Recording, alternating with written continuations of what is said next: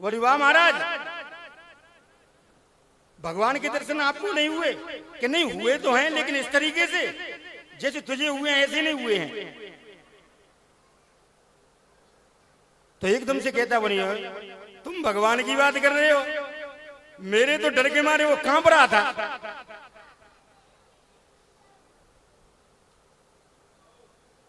तो क्या अच्छा भैया मुझे करा सकता है तू भगवान के दर्शन?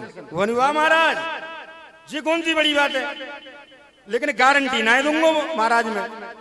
है सके तो क्योंकि कल को लुटो लुटाए हो, है सके आवे आवे नहीं आवे, लेकिन फिर भी तुम चलो। व्यास जी कहते कि नहीं भैया, अगर भगवान कल आए हैं तो वो आज भी जरूर आएंगे। भाई ठीक है तो चलो। चलने लगा, चलते चलते पहुंच गए वही कदम की नीचे और जाके ऊपर चढ़ने लगे। चढ़ के ऊपर दोनों डालियों पे बैठ गए। चोर कहता है महाराज ध्यान रखना, कोई शोरगुल नहीं होना चाहिए बिल्कुल भी।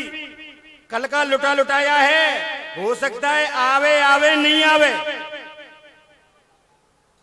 लेकिन आवे तो बिल्कुल भी इस पेड़ की पत्ती भी नहीं हिलनी चाहिए। अगर उसने देख लिया तो वहीं से भाग जाएगा, पास तक नहीं आएगा। कल बहुत खौफ खा गया है मुझसे। व्यास जी कहे नहीं, वो अंतर्यामी है, परम ब्रह्म परमेश्वर परमात्मा है, ऐसा कुछ नहीं।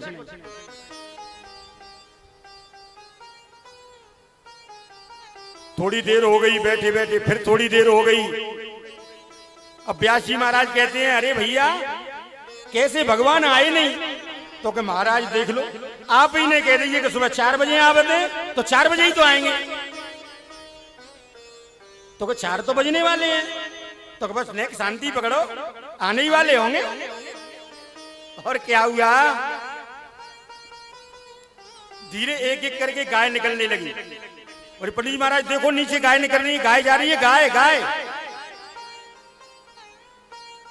व्यास जी को कुछ नहीं दिख रहा है। बोली नहीं नहीं नहीं। तो महाराज जी गाय ना दिख रही कि नहीं? तो कुछ बताओ भागवत कैसे पढ़ लेते फिर तुम, जो दिखाई ना दे? तुमने कहा कि नहीं भैया मेरी तो आंखें बिल्कुल ठीक है, कोई बात नहीं। नहीं नहीं नहीं, जान गया आपको कंठ हो गई भागवत, इसलिए पढ़ते होंगे। नहीं तो देखो स्पष्ट नीचे दिखाई दे रही है गाय। धीरे धीरे मुरली की धुन सुनाई देने लगी। महाराज मुरली की धुन सुनाई दे रही है क्या? नहीं। अरे तुम क्या बात करते हो, मुरली की तो कितनी स्पष्ट साफ दिखाई दे रही है आवाज। नहीं नहीं, ऐसे ही करके जब धीमे धीमे मरुल मुद्री को बजाते हुए भगवान श्री कृष्णचंद्र आनंद कंद कदम की नीचे आ जाते हैं। बड़े जोरों से प्रकाश हो रहा है। कहता है चोर देख लो नीचे खड़े हैं। व्यास जी कहते हैं नहीं मालूम, मुझे नहीं दिखाई दे रही। बड़ी चुप रहो तो नीचे पहले मुझे जाने दो।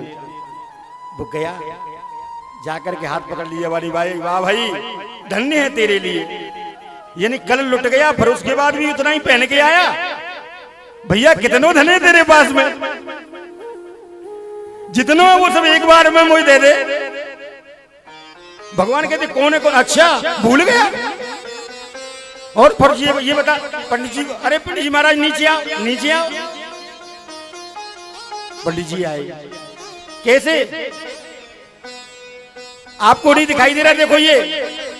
पंडित जी हाथ जोड़ के कहते हैं भगवान इस दुष्ट को दर्शन दे रहे हैं आप। मैंने तो पूरा जीवन आपके लिए निकाल दिया और मुझे दर्शन नहीं, इसी दर्शन भगवान साक्षात हो जाते हैं। पंडित जी को भी दर्शन देते हैं और कहते हैं पंडित जी महाराज एक पूर्व जन्म का भक्त था ये चोर, इसकी तपस्या इतनी प्रगाढ़ हो चुकी थी, लेकिन इसने एक दिन भागवत में जाकर के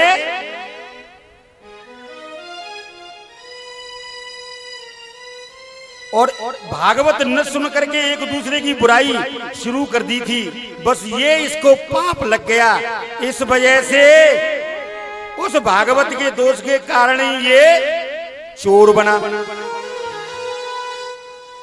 क्योंकि कथा का जो समय था उसका चोरी करके इसने चुगली में समय लगा दिया। वो जो समय कथा श्रवण करने के लिए लगाना चाहिए था वो कथा समय इसने वहीं बैठ करके पांडाल में एक दूसरे की चुगली में लगा दिया। वो समय, उस समय की चोरी की, वही समय इसका ऐसा कर्म बन गया कि ये चोर बन गया। लेकिन उसी भागवत में जब ये पहुंचा तो इसका वो कर्म कट गया।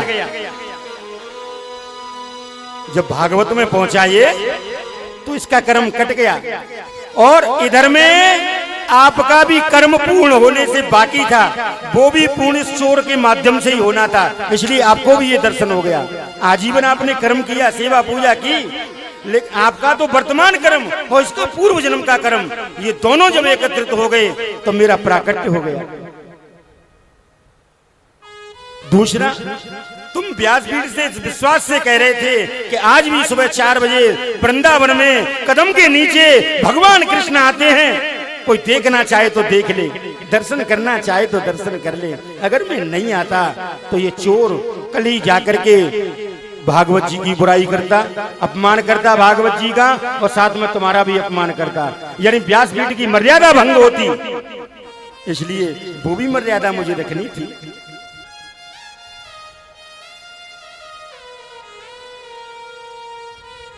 बोलिए वृंदावन बिहारी लाल की जय। हो मेरी सुन ले, हाँ मेरी सुन ले, हो मेरी सुन ले बांके बिहारी, हम आए शरण तुम्हारे। हो मेरी सुन ले बांके बिहारी, हम आए शरण तिहारी। हो मेरी सुन ले बांके बिहारी, हम आए शरण तुम्हारे। बांके बिहारी, हमें आए शरण तुम्हारी।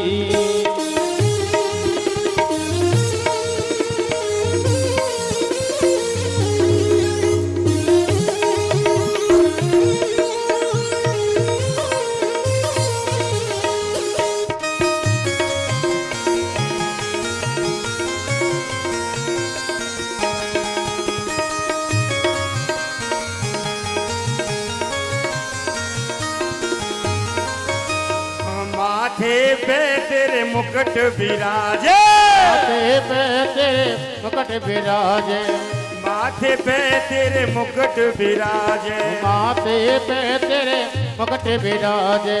कानों में तेरे कुंडल साजे, कानों में तेरे कुंडल साजे। पीला पटका, पीला पटका, पीला पटका धोती न्यारी, हम आए शरण तुम्हारी। ओ मेरी सुन लो बांके बिहारी, हम आए शरण तिहारी।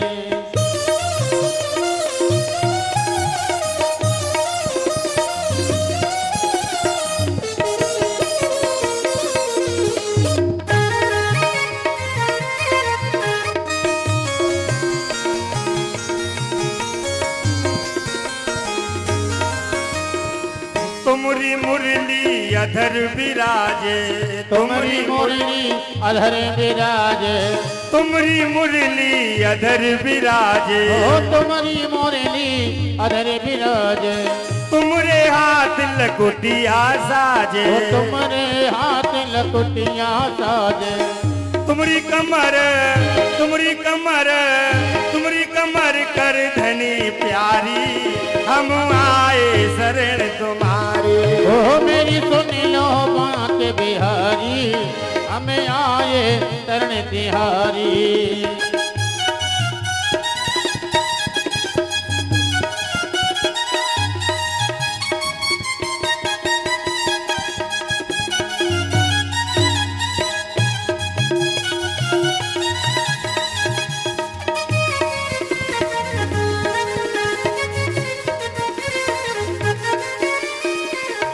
भूलों में सजते प्यारे, तुम फूलों में सजते प्यारे, तुम फूलों में सजते प्यारे, ओ तुम फूलों में सजते प्यारे, सारे जगत के तुम उजियारे, ओ सारे जगत के तुम उजियारे।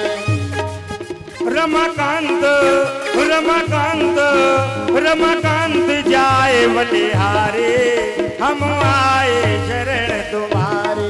ओ मेरी सुन लो बात बिहारी, हमें आए शरण तुम्हारी।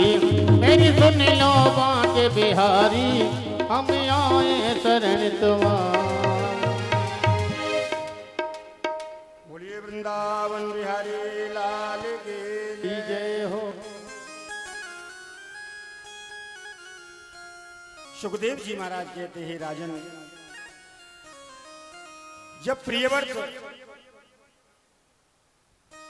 हिमालय की कंदराओं में तपस्या करने के लिए चले गए नारद जी महाराज के साथ में, लेकिन इधर में राजा उत्तानपाद ने राज्य स्वीकार किया।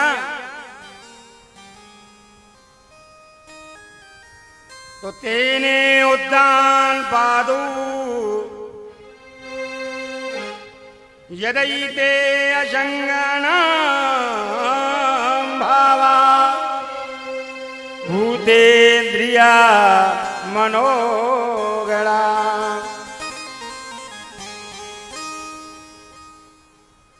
यानी चक्रवर्ती सम्राट राजा उत्तानपाद, इनकी धर्मपत्नी का नाम सुनीति था। सुनीति का अर्थ है सुंदर नीति।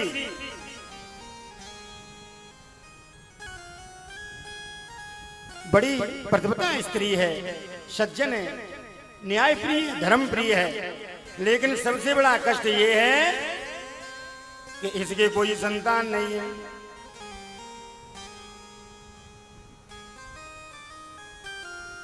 बार बार पति से प्रार्थना करती है, स्वामी आप दूसरा विवाह कर लो, लेकिन ये नहीं करते। लेकिन जब बार बार कहा तो आते तौ संस्कारो सुरुचिवेन पाणिग्रहण चायोन्यम भगवक्षित चोदितः सरसकमपादाय चुभया। यानी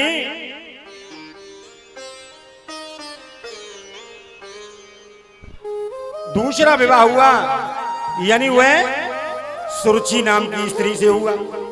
सुरुचि, सुरुचि का अर्थ क्या होता है?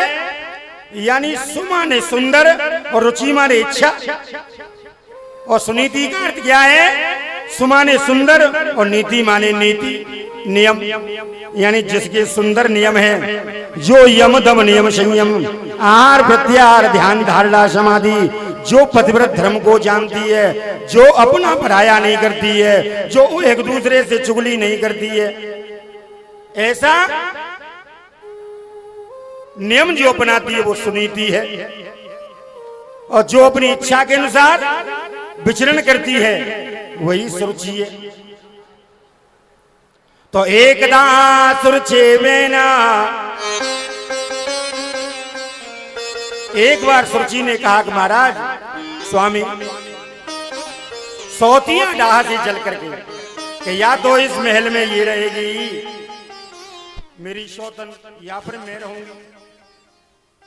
सुनीति ने कहा स्वामी कोई बात नहीं, इसकी इच्छा है तो इसे रहने दो, मैं अलग रह लूंगी। और सुनीति के लिए पर्णशाला बना दी, पर्णकुटी, उसमें रहती है। समय निकलता गया और इनके पुत्र हुआ। सुरुचि के उत्तम हुआ और सुनीति के ध्रुव जी महाराज हुए, ये परम भागवत भक्त है। बोलिए ध्रुव जी महाराज की जय। जय 5 वर्ष की अवस्था हो गई तो एकदा श्री चौगमनेन पश्यन्ति उद्यान पादो सत्पुत्राणां स्नेहाः वात्सल्य भावः। ध्रुव जी महाराज 5 वर्ष की अवस्था में आज घूमते घूमते राजसभा में जा पहुंचे।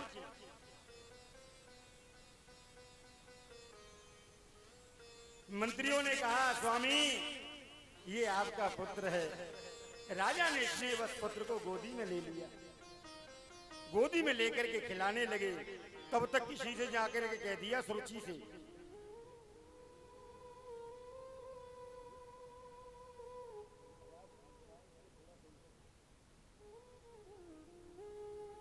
तो सुरुचि से कहा कि तुम्हारी सौतन के पुत्र को राजा ने गोदी में ले लिया है।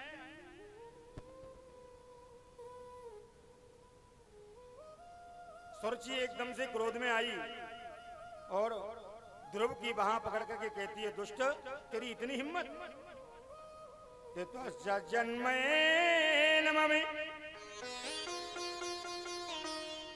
राज्याधिपत्यम लक्ष्म्याणां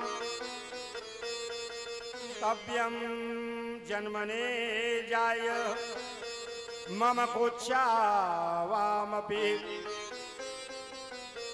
अगर तुझे वास्तव में राजगद्दी पे बैठने का इतना शौक है और राजा की गोदी में बैठना चाहता है तो द्वारा से मेरी कुच्छा से जन्म ले। जब तू बैठ पाएगा नहीं तो भाग जा यहां से। 5 वर्ष की अवस्था में ध्रुव जी महाराज आज रोते रोते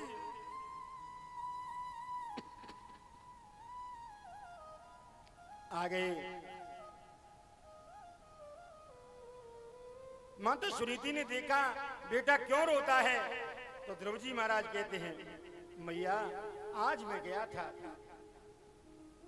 तू तो कहती थी महाराज राजा जो है मेरे पिताजी हैं। कि हाँ बेटा पिताजी तो हैं, तो फिर मुझे ऐसे क्यों झटक दिया। मौसी ने समझ गई माता, देखो माँ हो तो सुनीति जैसी। माता सुनीति कहती है बेटा कोई बात नहीं, ये तो राजा की गोदी है, तू महाराजा की गोदी में बैठ, ऐसा पुरुषार्थ कर। माता कहती सुनो बेटा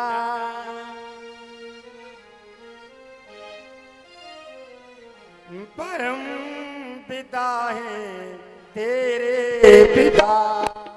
माता कहती सुनो बेटा परम पिता है तेरे पिता। इतना मुझको मालूम है, इतना मुझको मालूम है, इतना मुझको है ये बता।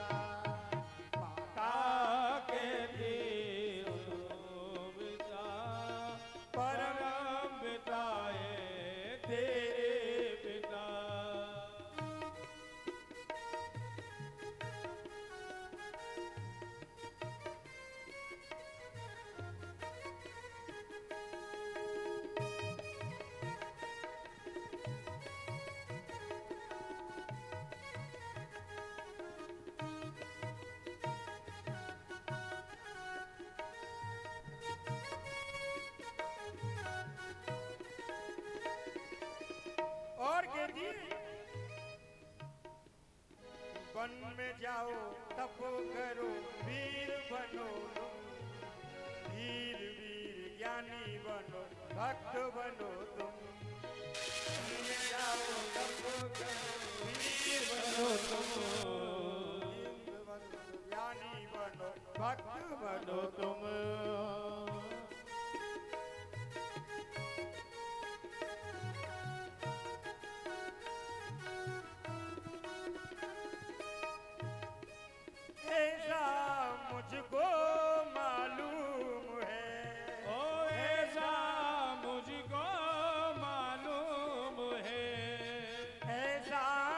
तुझको है ये